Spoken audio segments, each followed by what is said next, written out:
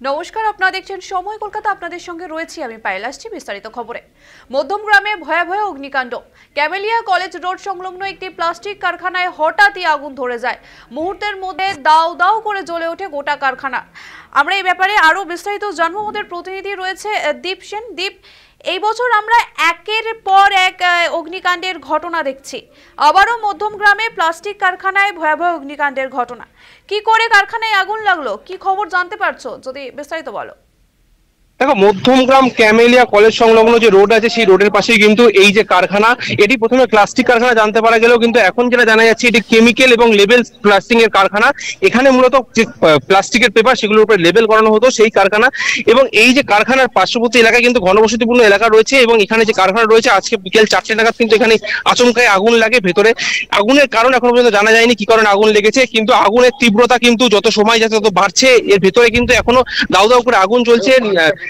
যে দমকল বাহিনী কিন্তু 4টে ইঞ্জিন এই মুহূর্তে কাজ করছে আগুন নিয়ন্ত্রণের, এবং আরো ইঞ্জিন আনা হচ্ছে পার্শ্ববর্তী যে দমকল অফিসগুলো রয়েছে সেখান থেকে। এই আগুন কিভাবে লাগলো সেটা কিন্তু এখনো দমকল বাহিনী জানতে পারেনি, কিন্তু আগুন এখনো পর্যন্ত নিয়ন্ত্রণে আসেনি। তার ফলে কিন্তু ভেতরে কেউ আটকে রয়েছে কিনা সেটাও কিন্তু বুঝতে পারছে না দমকল বাহিনী। এবং ঘটনাস্থলে কিন্তু রয়েছেন এখানকার যে বারাসাত জেলা পুলিশের যে এসডিপিও এবং অ্যাডিশনাল এসপি, তারা কিন্তু প্রত্যেকে এখানে রয়েছে। এবং এই মুহূর্তে কিন্তু আরো একটি দমকলের গাড়ি ঘটনাস্থলে এসে পৌঁছাচ্ছে, আগুন নিয়ন্ত্রণে আনার চেষ্টা করছে। কিন্তু তারা ভেতরে একেবারে বিপুল পরিমাণে দাহ্য পদার্থ যেহেতু মজুদ ছিল, সেই কারণে আগুনের তীব্রতা এতটা ভয়াবহ হয়েছে। পার্শ্ববর্তী অনেকগুলি কারখানা রয়েছে, সেখানেও আগুন ছড়িয়ে যাওয়ার একটা সম্ভাবনা রয়েছে। এই মুহূর্তে কিন্তু বারাসাত জেলা পুলিশ এবং মধ্যমগ্রাম থানা খুবই তৎপরতার সাথে এলাকার যে পার্শ্ববর্তী কারখানা রয়েছে সেখান থেকে কিন্তু লোকজনকে বের করে নিয়ে আসা হচ্ছে। এবং এই যে আগুন, সেই আগুন কি কারণে লাগলো এখন পর্যন্ত না জানা গেলেও যে আগুনের তীব্রতা কিন্তু ভয়াবহ ধারণ করছে যত রাত যাচ্ছে। পায়েল, পুলিশ প্রশাসনের তরফে এই মুহূর্তে কি পদক্ষেপ নেওয়া হয়েছে? আরেকবার যদি প্রশ্নটা করতে। দীপ, পুলিশ প্রশাসনের তরফে কি রকম পদক্ষেপ নেওয়া হচ্ছে এই অগ্নিকাণ্ডের ঘটনা? দেখো, এই যে মধ্যমগ্রামের যে কারখানায় আগুন লেগেছে সেটা কিন্তু ঘনবসতিপূর্ণ এলাকা, তার ঠিক উল্টো পাশেই কিন্তু মানুষের বসতি রয়েছে এবং একাধিক কারখানা রয়েছে। তার ফলে কিন্তু এখানে যে আগুন লেগেছে সেই আগুনের তীব্রতা যত বাড়ছে তার ফলে কিন্তু একটা জানমালের ক্ষতি হওয়ার সম্ভাবনাও কিন্তু রয়েছে। এবং তার ফলে কিন্তু বিশাল যে দমকল বাহিনী তারা যেমন ঘটনাস্থলে তৎপরতার সাথে এসে আগুন নিয়ন্ত্রণের কাজ তারা এখনো চলছে, যেহেতু আগুন এখনো নিয়ন্ত্রণে আসেনি। এবং পুরো এরিয়াটা ঘিরে রেখেছে বারাসাত জেলা পুলিশের অতিরিক্ত পুলিশ সুপার এবং এসডিপিও, তারা খোদ এখানে রয়েছেন এবং তারা কিন্তু পুরো ঘটনা তদারকি করছেন। কি কারণে আগুন লাগলো, সেই আগুন লাগার কারণ যেহেতু এখনো জানা যায়নি, কিন্তু ভেতরে একাধিক দাহ্য পদার্থ ছিল, তার ফলে আগুনের তীব্রতাটা এতটা পরিমাণ বেড়েছে সেটাই কিন্তু বলা যাচ্ছে। পায়েল, ধন্যবাদ দীপ। আমাদের এই খবরের দিকে চোখ থাকবে। কিন্তু যেমনটা জানালো আমাদের প্রতিনিধি যে ক্যামেলিয়া কলেজ রোড সংলগ্ন একটি প্লাস্টিক কারখানায় হঠাৎই আগুন ধরে যায়। মুহূর্তের মধ্যে দাউ দাউ করে জ্বলে ওঠে গোটা কারখানা।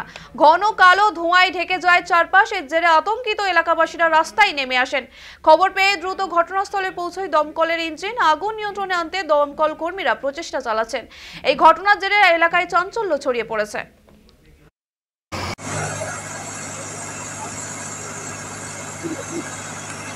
এসপি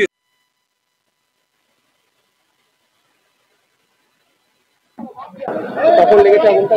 অনেকক্ষণ আগে, ঘন্টা খানিক হয়ে গেছে। দমকল এসছে? এই তো দুটো এসেছে। এখন কি কাজ হতো ভেতরে জানেন?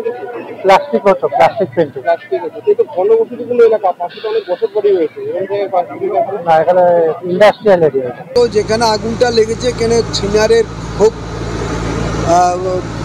কাজ হয়, ছিনার দিয়ে প্রিন্টিং তৈরি হয়। আগুন লেগেছে, খবর পাওয়ার সাথে সাথে আমরা এসেছি। ফায়ার ব্রিগেড, পুলিশ প্রশাসন আছে। এখন পাশে আরেকটা কোম্পানি আছে, আগুনটা যদি স্প্রেড করে তাহলে হয়তো ওই কারখানাটা তো অগ্নিসংযোগ হতে পারে। তার জন্য আমাদের ফায়ার ব্রিগেড, পুলিশ প্রশাসন যথাযথ উদ্যোগ নিচ্ছে। তো সেই জায়গা থেকে দাঁড়িয়ে আজকে তো চালু কারখানা ছিল, কেউ কি হতাহত কিছু জানতে পেরেছে? না, এখানে যখন আগুনটা লেগেছে অল্প বিস্তর, তারপরে সমস্ত লোক বেরিয়ে এসছে। রানিং কারখানা, একদম সত্য, সেটা ওরা বেরিয়ে এসছে। কোনো হতাহত বা কেউ আহত কেউ হয়নি।